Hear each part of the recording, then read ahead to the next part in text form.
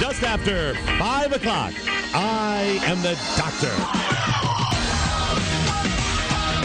All right, Boz, you're going to have to kill that up music. Just get rid of all that. That's way too happy. That's way too happy when we are talking about a murder. Another one? Yeah, but this one was in St. Clair Shores. It's just happening too much these days. A grisly murder in St. Clair Shores. Okay, what happened this time? Richard Lesko is accused of killing a goose. Wait. Actually, several geese. Richard Lesko is accused of killing Canada Geese. Oh! Now that's incredibly insensitive. I'm sorry. I agree with the clapping, but it is insensitive.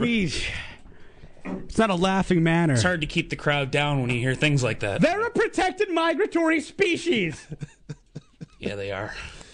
The 69-year-old Richard Lesko, who lives along a canal in St. Clair Shores, is accused of killing some geese. I'll tell you how it went down. According to reports, he was backing his pickup truck out of his driveway and intentionally drove into the flock of geese, killing one. Then, according to police, he went after him again. The bloodletting was not over when he intentionally backed into the flock of geese. No. According to reports, he then went down the street, turned around to get some running room, revved the engine. He revved the engine? You'll get this, bird. You'll get this! And then ran into the flock a second time, killing another goose. That's even more appropriate for like the slow clap when one person just starts clapping. You're right. Everybody. I know. I had it all wrong. There you go. Yes. Richard Lesko, ladies and gentlemen. Woo! American. According to reports, he then retrieved a garbage can from behind his house and put the two dead birds inside. See, I'd have taken like a trophy, like a beak or something.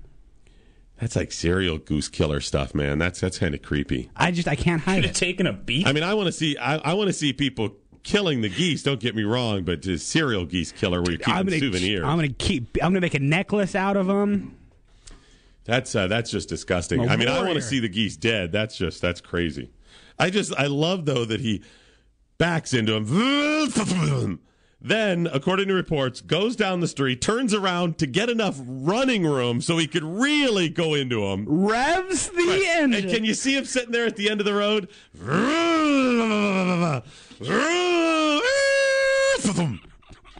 Feathers going everywhere. Oh, man. Now, this may sound insensitive to you, but I got to tell you, I hate the Canada Geese. I'm tired of their levels of protection that they've had. I'm tired of the protected species. Their attitude. And yes, and most of all, I am tired of the smug Canada Goose attitude, knowing that they are on the migratory birds list.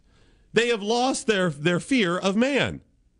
I do not blame this guy. This guy should be given some sort of goose killer medal. It's time we put the fear of man back into these Canada geese. Do you see them when they walk across in front of you? Oh, yeah. You're trying to go down the street. Just go about your little day. I have no problem with the geese.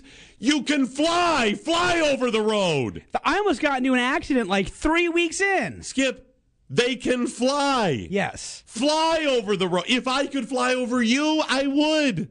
Fly over the road. Don't be in the road. Be off to the side. But what do? They stand in the road, and then as you pull up and you honk or you try to nudge them, whatever, they walk across and they turn and look at you. They turn, beak on, and look at you like, what are you going to do about it, big man in the car? You know what? I'm on the migratory birds list. That's when the jaywalking turns into loitering. Yeah, exactly. You're right. The jaywalking turns into loitering. They just stand there and look at you. You know what? It's not goose season, and I'm on the migratory birds list. Suck it, big man. That's what they're looking at me like. Well, and if I can be cited and given a ticket for crossing the street in an inappropriate area, one or two of these guys should get clipped for doing it. I hate these stupid geese. I do, This guy, who is alleged to have killed 2 geese, he faces 4 years in jail. 4 years in jail. That's what he faces. And a fine of $7,500. We should be paying people $7,500 to kill these geese that are all over the place. They're pooping all over the sidewalks. They're in your way when you're trying to travel to work. The geese are a blight. They have become vermin. How are they still on a protected class? Why don't we just go ahead and protect cockroaches and rats as well? Canada geese. How are they migratory if they never leave? And how come they never migrate to Canada? Right, exactly. They used to migrate, but I don't see them migrating. I see them around my apartment complex, out here in front of the station all the damn time. They have stopped migrating. Now they're loitering. They're loitering in parking lots. They're loitering in little wetlands. You got a pond. They're loitering there. Pooping all over the place. You know what year the Migratory Bird Act went into effect? The Canada Geese got covered? 1956. This one says 1918 that these geese have been protected. Was it that long ago? I knew there was one in the 50s. 1918, these geese have been protected. Almost 100 years of us teaching them not to be afraid. We won't hurt you. We won't do anything. I am tired of this. You're actually going to charge this guy with killing 2 geese, and he could face 4 years in prison and a $7,500 fine. Does that seem a little off to you? No, it seems a lot off to me. 248-356-1270. 248-356-1270. Well, and you got some instances like, and Bob, tell me, was it Dante Stallworth who was involved with the car accident where he actually killed somebody? He had been drinking, killed somebody. He got like 3 months in jail and like a couple years of probation. This guy could go away for 4 years. When Stallworth killed a guy, was the guy in the migratory birds list, the guy he killed? No, but he was in a crosswalk. But if he wasn't on the migratory birds list, was he part of an endangered species? No. Well, there you go. Your priorities are way off here, we got too many people just walking around, crossing the street, looking left and right, thinking that they own and belong there. I don't care. I don't care if not only did the guy get up a head of steam in his car, I don't care if he had been planning this for 6 months. I don't care if CSI St. Clair Shores, is there such a CSI St. Clair Shores? Just go with it. If CSI St. Clair Shores went to his house and extracted information from his computer that shows that for years he had been searching goose killing, most efficient way to kill goose hangings, how to cook a goose. I don't care if they show a premeditated act of this guy for 2 years. It's 2 less geese that I have to deal with. I can just kind of see with the CSI St. Clair Shores, kind of the cheesy lines they open with. Looks like this bird is done migrating. Who are you? Exactly. What Who song haven't they used? Hoo-ha, magic bus. Right? Well, he's driving a car. I just figured magic bus may be appropriate. Talking about my generation.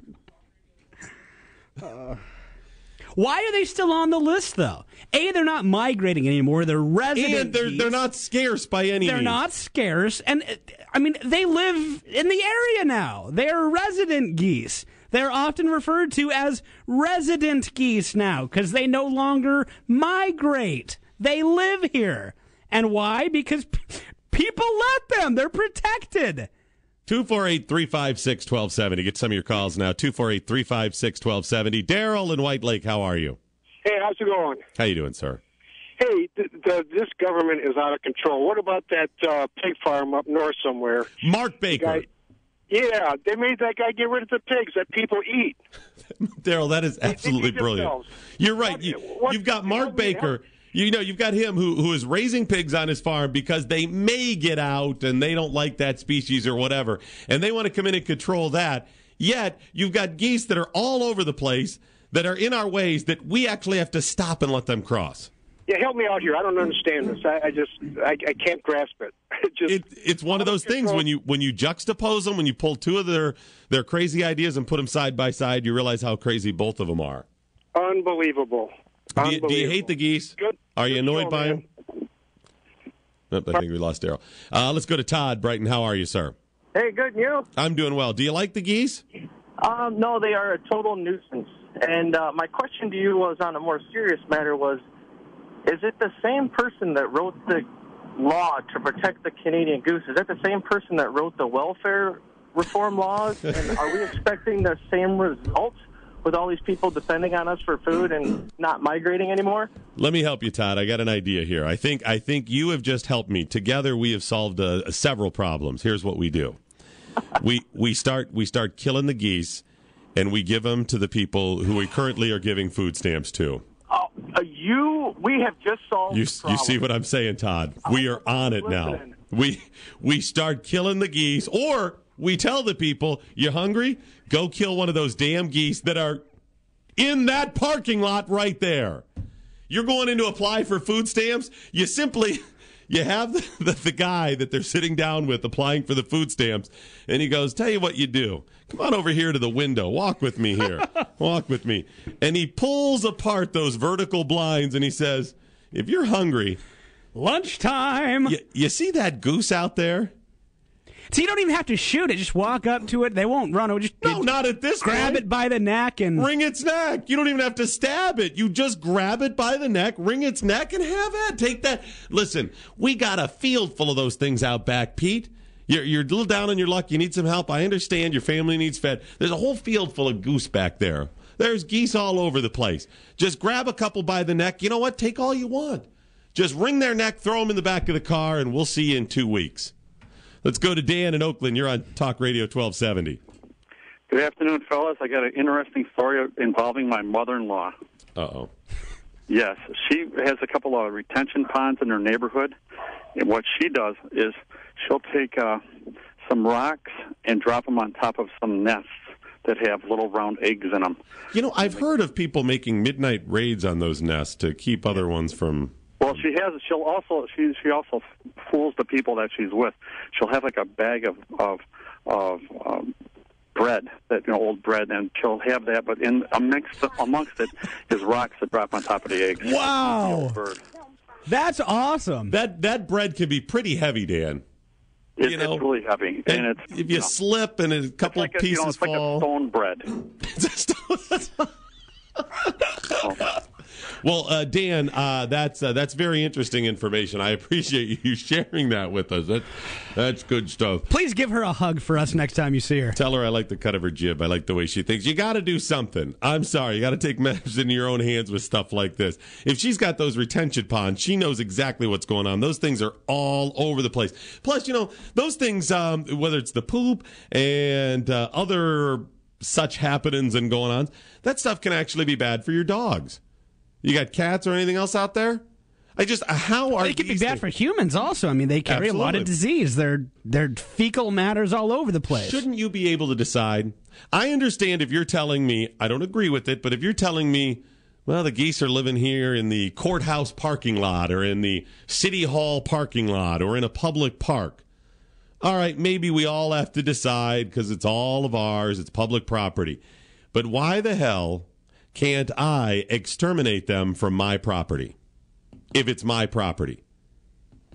Right? To give you an idea, you are legally able to shoot a person that comes onto your property without your permission. You tell them to leave, they don't.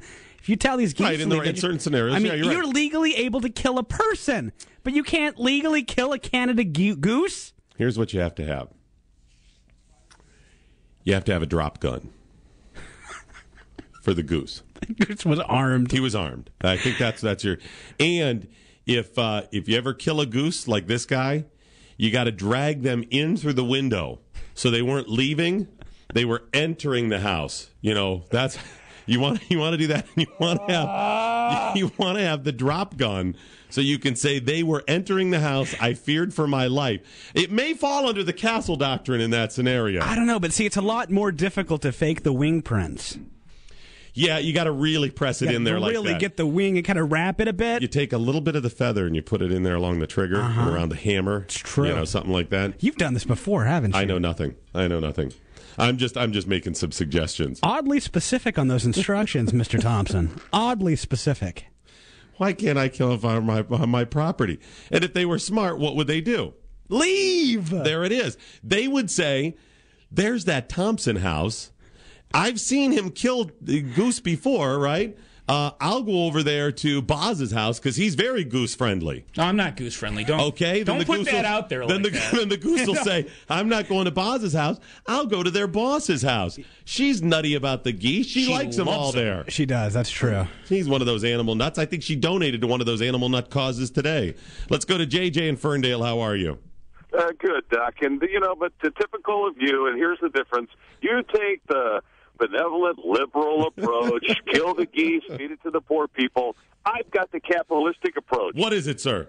You scare these things away with plywood wolves. You cut out pieces of plywood, you paint them up like a wolf, you put them out there in your yard, and the geese are scared. They go away. How about we just make plywood Doc Thompsons? They should be afraid of him, Yeah, too. exactly. And you sell the cardboard cutouts for a profit. Actually, you know what, JJ? I saw, and Skip, you got to look this up too. Years ago, I saw somebody was selling fake dead geese that you could put out on, and they said it works. That the geese are smart enough to say that's a dead goose. I don't want to go there. Is that true? Right. That's right. It keeps them out of the water. But if you want to keep them off the damn lawn, you put the plywood wolf cutouts in your lawn, and the geese don't come to your lawn. Now, that does sound like a capitalistic approach, and I like that. For a second, I thought you were going to say kill the poor people and feed them to the geese, and that got all crazy. I had to draw the line there. In Dearborn, John, you're on Talk Radio 1270. Hey, Doc, how you doing, How you doing, buddy? Hey, it's like I was telling the call screener, and way to fix the problem is, hey, we call up our old buddy, the Motor City Madman, Ted Nugent. We get Ted here. Whack 'em and stack 'em. That's it. I'm with you 100%, John. I think we need to have whole expeditions here. We could start some secret society of people who want to take nature back from the geese, from the crazy people. It's not happening in the court. It's not happening with our elected servants. We need to take it back one way or another. Are you feeling guilty about saying all this stuff? No. I am now, just because I got a call about 7-8 minutes ago And from what a guy. He says he's coming here to take care of us. He's coming here? Like the geese. Was he honking when He he didn't talked? honk at all. He I didn't honk? thought he was going to honk. He didn't honk. So he's not one of the geese, but He's he's a very mad. He used lots of French. He was a goose sympathizer. There's a lot of French. A lot of French words. A lot of French Did he words. really? Yeah, a lot of four-word French words. Yeah.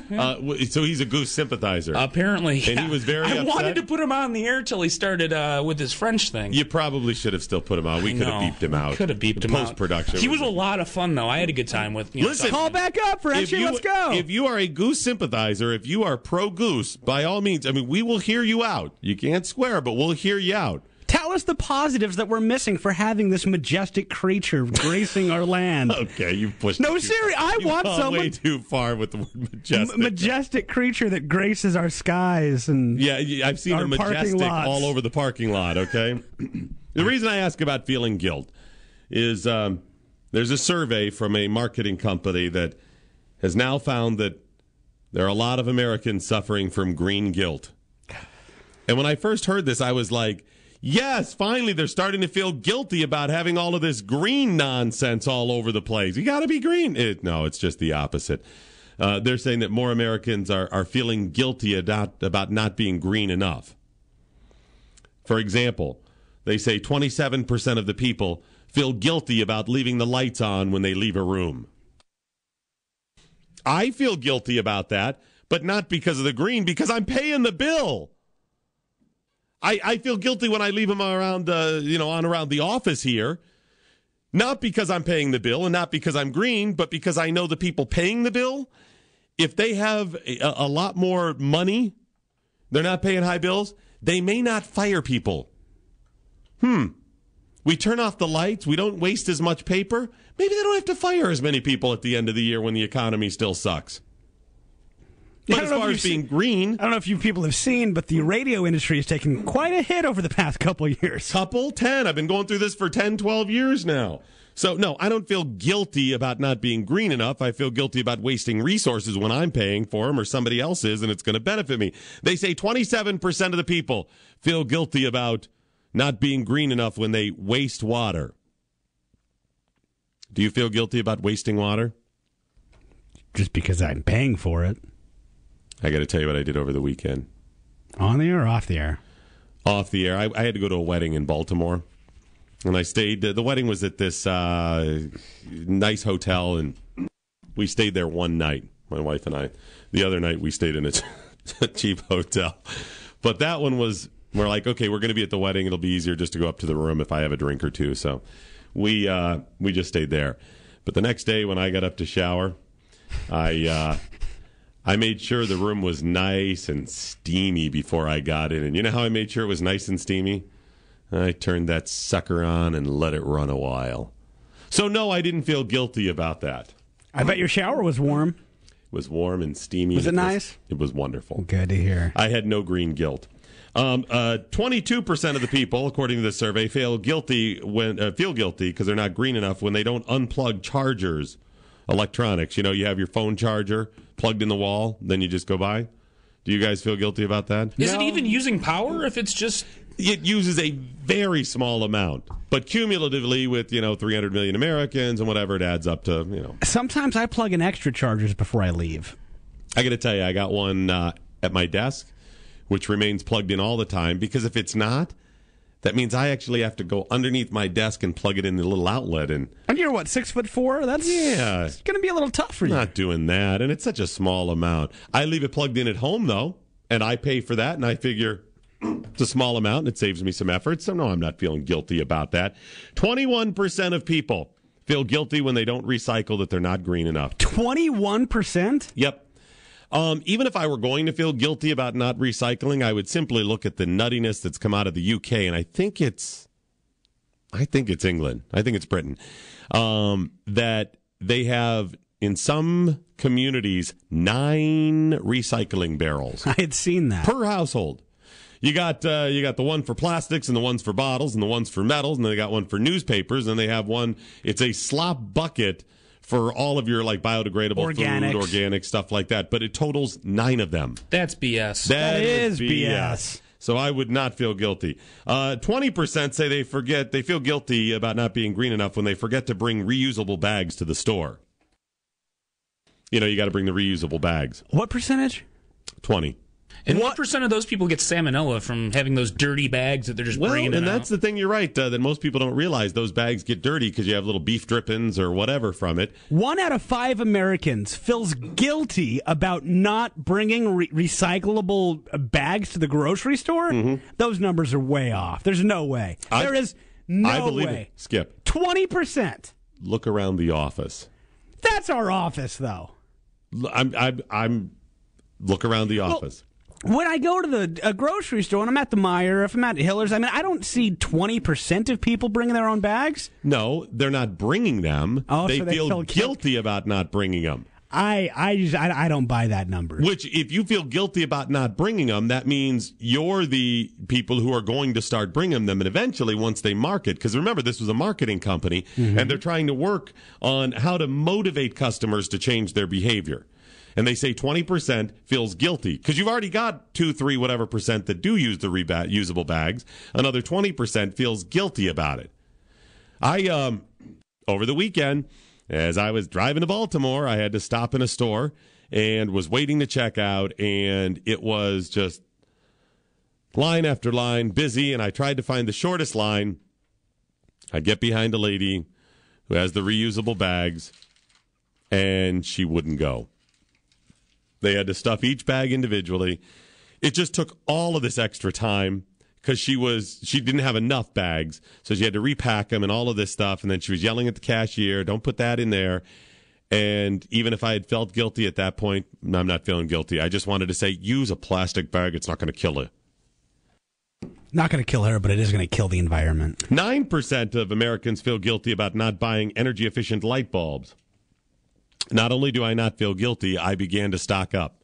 If that's something you're worried about, you've got much deeper problems. I stocked up on the incandescent, and they're slowly, phasing them out. Again, I can't believe that nearly 10% of people admit to feeling guilt about not buying them. 7% feels guilty for not sticking to an energy-efficient thermostat. 6% about not being careful enough when they water their lawn. 6% feel guilty that they use chemical lawn or plant fertilizers. All of these people feeling guilty. What this shows you is that the marketing has been a success. All of the marketing in the past to tell us we shouldn't be doing these things is working. And as far as the people like wearing using the reusable bags or something that you can see, where somebody is supposedly being green, whether it's recycling, the people that do it then get to be the better than thou, right? They get to look down, look at you. Well, I gave you that example from a couple of months ago when I had a couple of produce items, and I got harassed by the lady in front of me because I had 4 different produce items in 4 different bags, right? Only to have her wrap her chicken in a plastic bag. Well, that's chicken. That's different. She didn't want the meat dripping all over. That's different. You're right. She's still using the plastic bag, but it allows them to look, oh, you're still using plastic bags? Well, you that's what it's become. And it's working. Overall, 20% of Americans, if you add all this up, the different categories, whatever, they say 20% of Americans feel guilty about not being green enough. 39% feel that about wasting food, that they're not green enough when they waste food. Now, I don't want to waste food because I grew up and you don't waste stuff, Eat it or not. You have the starving kids, and I also know that there are starving obese people in America. There are starving obese people, so I shouldn't be wasting food. This is the marketing that is working. I bring this up because tomorrow, whether tomorrow is tomorrow or tomorrow 10 years from now or 50 years from now, if we continue like this, these numbers are going to keep going up, and they're going to get their way. They are going to have ultimate control using the green agenda as a religion to control everything we do. It'll affect everything because you've got to save the planet. Now, 500 years from now, if the world lasts long enough, they'll look back at us and go, what? They will look back on us like people used to believe in mythology and stuff, how we look at them and scoff. That's how they'll look back at us like this, because green has become their religion. But it shows if you market it right, if you hit the young people and you tell them this stuff about saving the planet long enough, this is the BS they will believe in. This started, I remember when this started in the 70s. I've told this story before. When the Super Friends, with Wendy and Marvin and Wonder Dog, all of their villains were environmental villains. They were polluters. Like, really? Where's the Joker? Where's all these people? Where's Lex Luthor? No. Until they end up coming up with the Legion of Doom and they evolved the cartoon. For the longest time, the Super Friends, they were environmental villains, whether from another planet or whatever, polluting the oceans and streams, as the announcer would say. They started that. They had the campaigns of conservation energy because of the 70s and the Carter administration. Conservation energy? Conservation is not energy. It's conserving. And while that may be good for you and your household because you don't save, or because you can save money and you don't want to waste, that's wonderful. That's not an energy policy. An energy policy is go out and create as much energy as possible so we can use that energy. All right, quick calls here. Matt and Shelby, you're on Talk Radio 1270. Hey, Doc. I do not feel like the marketing is working because of those 20%, 0 of those people are Republican, which means that it's only working on half of the Democrats right now. Well, yeah, but I wonder how many of these are, younger, college age, high school that are going to go ahead and, continue this nonsense and then teach their kids. As you were reading off these statistics, I thought that they probably only polled people in Oregon and Washington. Portland's the only city that I've ever seen people use recyclable or reusable grocery bags. I never see people use them around here. Yeah, they're still slowly popping up. Like I said, I happened to see one over the weekend. Now, I saw it. I was in Maryland, and Maryland's pretty crazy about that stuff, too. I was trying to remember when I saw it if Maryland was one of the states that actually banned the plastic bags or have taxed it. I know some states and municipalities have.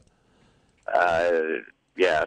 That I will try to never use those if I can. You know what, Matt? And Boz brought up a good point, too. They're actually, unless you wash them, frequently, they have a bunch of problems as well because they do breed germs and bacteria. Thanks for the call, Matt. Appreciate it. The way you know that the reusable bags are BS is how we got to the point of reusable bags. When I was a kid, they were all brown paper bags. Then everybody said, you're killing trees. We got to stop using the brown paper bags, so we got to go to the plastic bags because that way you won't be killing trees. And then people went, wait a minute, those plastic bags aren't breaking down in the landfills like the brown paper bags. Now, they couldn't admit they were wrong. They couldn't admit and say, fine, we'll get off your backs about the brown paper bags. Go ahead and use them because they actually break down in the landfills and stuff. No. Now we've got to reuse, hemp bags and crap. Rich in Woodhaven, you're on Talk Radio 1270.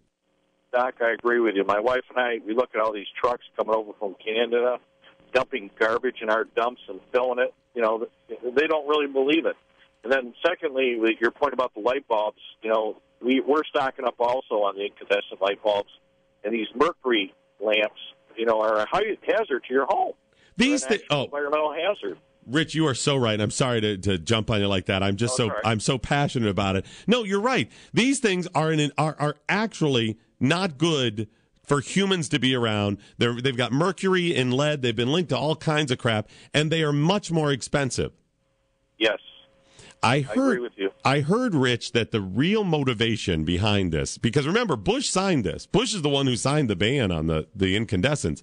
The real motivation was the light bulb manufacturers, like even GE, who wanted to find a way to raise the price of bulbs, but they know in a free market capitalistic system, you're not going to be able to raise it because your competitors will just, undercut you. So what they did is they came up with, how can we make light bulbs go from 30 whatever cents each to $6 each? Well, these incandescent ones are much more expensive. How about we just get people to buy those? Well, people aren't going to buy those. First of all, the light sucks. Light suck. Those curly Q CFLs at home, the light sucks. It's horrible. Takes a while to glow, and I don't like the look of the light. But they're also filled with mercury and lead. Go down the list of what it takes to clean up one of those. You'll see what I mean. So they got the ban on them. So now everybody essentially, as mandated by government, because of the lobbyists from the light bulb manufacturers, are mandated to now pay 10 times what they used to pay for a light bulb. Doc Thompson.